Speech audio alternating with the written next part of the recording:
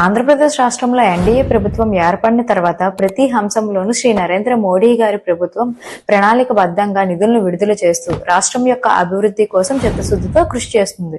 హస్తవ్యస్త విధానాలతో, నిధుల దారి మళ్లింపుతో గత ప్రభుత్వం హయాంలో ఆంధ్రప్రదేశ్ రాష్ట్రం అనేది అభివృద్ధిలో వెనకబడింది. ఆ లోటును పూడుస్తూ ప్రస్తుత ఎన్డీఏ ప్రభుత్వం కేంద్ర ప్రభుత్వం నుండి వచ్చిన 15వ ఆర్థిక సంఘం నిధులను సమయోచితంగా ఉపయోగిస్తూ గ్రామాల సమగ్ర అభివృద్ధికి కృషి చేస్తుంది.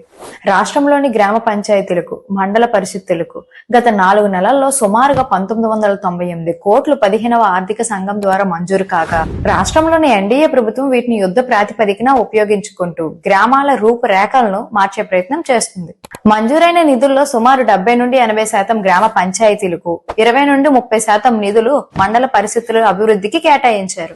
ఆంధ్రప్రదేశ్ రాష్ట్రంలో ప్రతి గ్రామం నేటి ఎన్డీఏ ప్రభుత్వం యొక్క అభివృద్ధి ప్రణాళికను ఆస్వాదిస్తుంది. గత 5 సంవత్సరాలుగా విస్మరించబడిన అభివృద్ధి పరుగులు పెడుతుంటే ప్రజలు ఎన్డీఏ ప్రభుత్వ పనితీరుకు జేజేలు పలుకుతున్నారు.